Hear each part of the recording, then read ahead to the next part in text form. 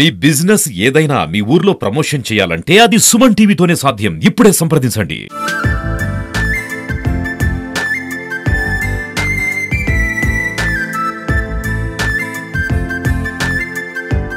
పెళ్ళిళ్ళకు పందిర్లు, పండుగలకి తోరణాలు, పూల తోరణాలు కావచ్చు, ఆకులతో తోరణాలు. సో ఇవి కట్టుకుంటూ ఉంటాం మనం. ఇది అందరికీ తెలిసిందే కదా, నేను ఎందుకు చెప్తున్నా అనుకుంటున్నారు కదా. సో ఇవి పెళ్ళిళ్ళకు పందిర్లు, దాంతోపాటు పండగలకు తోరణాలు, ఇవన్నీ కట్టుకుంటాం. కానీ అవే పందిరి 365 రోజులు ఉంటే ఎట్లుంటుంది? అవే తోరణాలు ఇంటి గుమ్మానికి, గేటు గుమ్మానికి 365 రోజులు ఉంటే ఎట్లుంటుంది? సో ఒక్కసారి ఆ ఇమాజినేషన్ చేసుకుంటేనే ఒక ప్రకృతి వనం అనంతా అందరికీ ఒక ఇమాజినేషన్కి వస్తుంది కదా. సో ఆ ఇమాజినేషన్స్ ఇప్పుడు మీ అందరికీ చూపించబోతున్నా. అది ఎక్కడో కాదు, నిజామాబాద్ వినాయక్ నగర్ దగ్గర ఉండే న్యూ హౌసింగ్ బోర్డ్ కాలనీలో.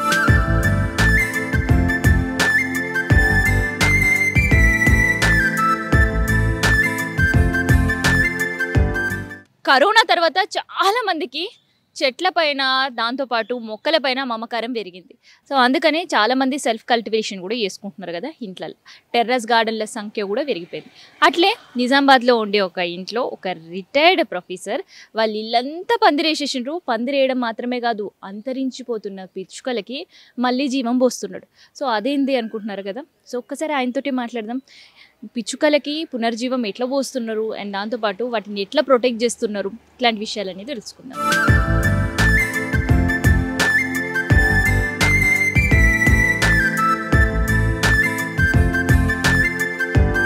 నా పేరు అందే జీవన్ రావు. వృక్షశాస్త్ర ఉపన్యాసకుడిగా, ప్రిన్సిపల్గా, జిల్లా ఇంటర్ విద్యాధికారిగా 34 సంవత్సరాలుగా పనిచేసి 2014లో పదవీ విరమణ చేసినాను. పదవీ విరమణ అనంతరం మొక్కలపైన మక్కువ పెంచుకొని ఇంటిని నందనవనంలాగా తీర్చిదిద్దినాను. రకరకాల మొక్కలను సేకరించి వాటిని పెంచుతూ అవి పెరుగుతుంటే వాటిలో ఉన్నటువంటి క్రియేటివిటీని ఎంజాయ్ చేస్తున్నాను. నేను వృక్షశాస్త్ర ఉపన్యాసకుని కాబట్టి మొక్కలను ఎలా పెంచాలి, ఎలా తొందరగా వాటిని ప్రాపగేట్ చేయాలనేటువంటి ఆ యొక్క టెక్నిక్ తెలుసు కాబట్టి నేను పెట్టినటువంటి ప్రతి మొక్క మొలుస్తుంది. ఎండిపోయేవడం అనేటువంటి ప్రసక్తి ఉండదు. ఈ విధంగా రకరకాల మొక్కలను నా యొక్క ఇంటి తోటలో సేకరించి వాటిని పెంచుతున్నాను.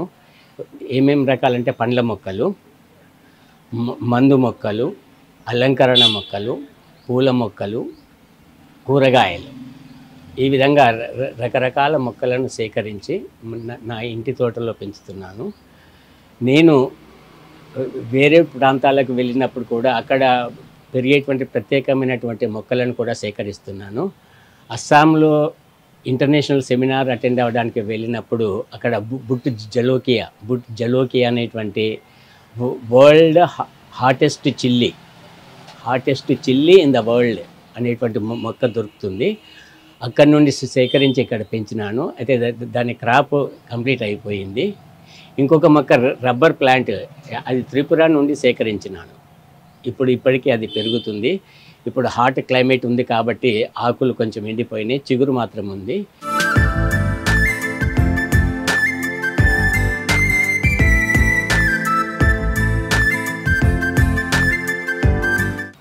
ఒక వీడియోలో విన్నాను, ఎక్కువగా ఆక్సిజన్ విడుదల చేసేటువంటి మొక్క పోతాస్ అని.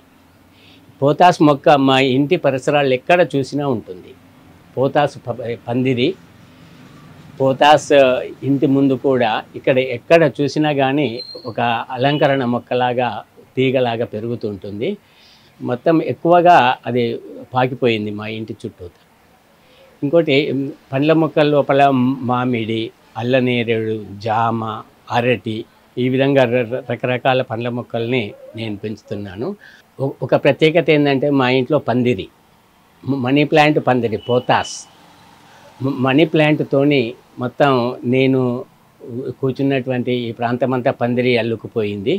ఇంకొకటి కారు షెడ్డుకు ఏ రకమైనటువంటి షీట్స్ వాడకుండా నేచురల్గా ప్రకృతి సిద్ధంగా మనీ ప్లాంట్తో అల్లబడినటువంటి పందిరి కార్ షెడ్డుగా ఉపయోగిస్తున్నాను. మా ఇంటి ప్రవేశ ద్వారం వద్ద కూడా తోరణాలు పోతాస్తోని మనీ ప్లాంట్తోని అల్లబడినటువంటి తోరణాలు అందరినీ స్వాగతిస్తుంటాయి అతిథులను.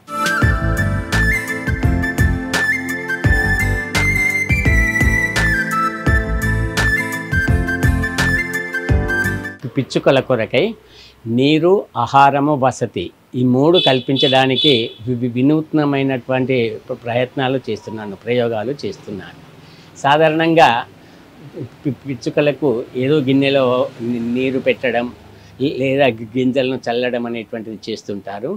అట్లా కాకుండా వాటికి 5 స్టార్ ట్రీట్మెంట్ అంటే మనము ఉపయోగపడినటువంటి వస్తువులను, పెయింట్ డబ్బా మూతలను, హెల్మెట్లను ఇలాంటి వాటిని కలర్స్తోని అందంగా తీర్చిదిద్ది వాటి లోపల ఒక 5 స్టార్ ఫెసిలిటీ కల్పిస్తూ ఆహారము, నీరు, వసతిని కల్పిస్తున్నాను ఇది పక్షులకి. రకరకాల కాలుష్యాల వలన మరియు రకరకాల పరికరాల నుండి వచ్చేటువంటి రేడియేషన్ వలన ఈ పక్షులు, ముఖ్యంగా పిచ్చుకల యొక్క ఉనికి ప్రశ్నార్థకంగా మారింది. అవి కనిపించకుండా అంతరించిపోయేటువంటి పరిస్థితికి వచ్చింది. అంతరించిపోయినాయని కూడా కొన్ని పరిశోధనలు చెప్తున్నాయి. ఇలాంటి పరిస్థితుల్లో ఆ పిచ్చుకలను పరిరక్షించడం మనందరి బాధ్యత. వాటి వలన చాలా లాభాలు ఉన్నాయి. ఈ మధ్యన ఒక దగ్గర చదివాను ఏంటంటే పిచ్చుకలు దోమల లార్వాలను తింటాయట. దోమల లార్వాలు తినడం వలన దోమల పెరిగేటువంటి వాటి జనాభా సంఖ్య తగ్గుతుంది. ఆ విధంగా మనకి దోమల వల్ల వచ్చేటువంటి వ్యాధులను అరికట్టడానికి పిచ్చుకలు ప్రత్యక్షంగాను పరోక్షంగాను మనకు ఉపయోగపడుతున్నాయి. కాబట్టి మన జీవావరణం లోపల అవి కూడా ఒక అంతర్భాగమే, పిచ్చుకలు కూడా ఒక అంతర్భాగం. కాబట్టి అంతరించిపోతున్నటువంటి పక్షులను, ముఖ్యంగా పిచ్చుకలను, వాటిని పరిరక్షించుకోవడం మనలో అంతర్భాగంగా మనతో పాటు అవి కూడా పెరిగి అవి కూడా ఆనందంగా ఉండేటట్టు చేయడం మనందరి బాధ్యత. ఈ స్ఫూర్తిని అందరూ తీసుకొని వాటికి అవసరమైనటువంటి నీరు, ఆహారము, వసతి కల్పించాలని అందరికీ కోరుతున్నాను.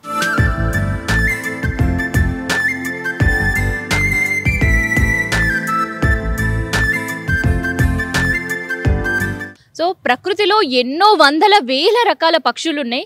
కేవలం ఒక స్పారోని మాత్రమే ఎందుకు కాపాడుకోవాలని చాలా మందికి సందేహం ఉంటుంది, కానీ అది తప్పు. సో ప్రకృతిలో ఉండే ప్రతి జీవి కూడా మనకు ఉపయోగపడుతుంది, ప్రకృతికి కూడా ఉపయోగపడుతుంది. అందుకనే ఏ జీవిని కూడా అంతరించిపోయిందని, అంతరించిపోతుంది కదా పోనీలే అని ఎవ్వరు కూడా వదులుకోవద్దు. ప్రత్యేకంగా ఈ సమ్మర్ సీజన్లో పక్షులకి చాలా వరకు నీళ్లు, ఆహారం దొరకక అలమటించి చనిపోతాయి. ఇది నేను చెప్పడం కాదు, అగ్రికల్చర్ యూనివర్సిటీలో ఉండే బర్డ్ వింగ్ చేసిన సర్వే చెప్తుంది. అందుకనే ఈ సమ్మర్ అయినా వాటికి ప్రొటెక్షన్ కల్పించడానికి సార్లాగే మన ప్రయత్నాలు కూడా మనం చేద్దాం. సో ఇది పక్షుల గూళ్ళకు సంబంధించి అంతరించిపోతున్న పక్షులను కాపాడుతున్న పక్షి ప్రేమికులకు సంబంధించిన ఇన్ఫర్మేషన్. కెమెరా పర్సన్ శివతో నేను మీ కావ్య, సుమన్ టీవీ, నిజామాబాద్ నుండి.